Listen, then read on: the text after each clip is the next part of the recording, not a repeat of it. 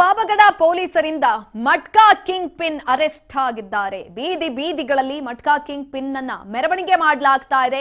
Pavagada inspector Suresh ನೇತೃತ್ವದಲ್ಲಿ ಕಾರ್ಯಾಚರಣೆಯನ್ನ ಮಾಡಲಾಗಿತ್ತು.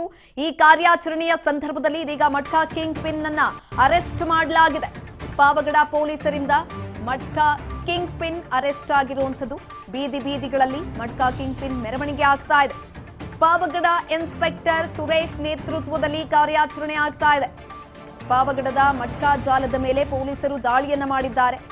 ಪೊಲೀಸರ ದಾಳಿ ವೇಳೆ ಲಾಕ್ ಆಗಿದ್ದಾರೆ ಮಟ್ಕಾ ಕಿಂಗ್ ಪಿನ್ ಅಶ್ವಥ್ ಬಂಧನದ ವೇಳೆ ಮಟ್ಕಾ ಬರೆಯುತ್ತಿದ್ದ ಚೀಟಿ ಪತ್ತೆಯಾಗಿದೆ.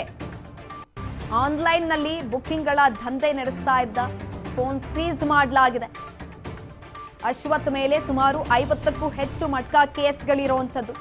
ನಿರಂತರ ಅಕ್ರಮ ಮಟ್ಕಾ ದಂಧೆಯಲ್ಲಿ ಭಾಗಿಯಾದ ಹಿನ್ನೆಲೆ ಈ ಹಿಂದೆ ಪಾವಗಡದಿಂದ ಗಡಿಪಾರು ಕೂಡ ಮಾಡಿದ್ರು ಪೊಲೀಸರು. ಪಾವಗಡ ಠಾಣೆಯಲ್ಲಿ ಪ್ರಕರಣ ಕೂಡ ದಾಖಲಾಗಿದೆ. ಬೀದಿ ಬೀದಿಗಳಲ್ಲಿ ಮಟ್ಕಾವನ್ನ ಮಾರ್ತಾ ಇದ್ರು.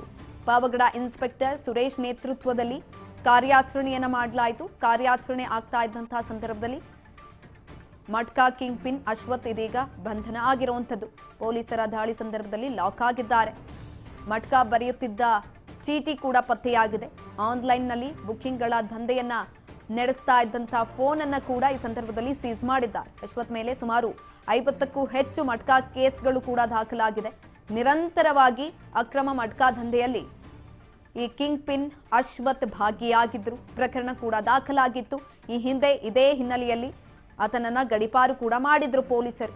ಆದ್ರೂ ಕೂಡ ಅಕ್ರಮವಾಗಿ ಮಟ್ಕಾ ಬರಿತಾ ಇದ್ರು. ಇದೀಗ ಪೊಲೀಸರ ಕೈಗೆ ಸಿಕ್ಬಿದ್ದಿದ್ದಾರೆ. ಪೊಲೀಸರ ಅತಿಥಿಯಾಗಿದ್ದಾರೆ.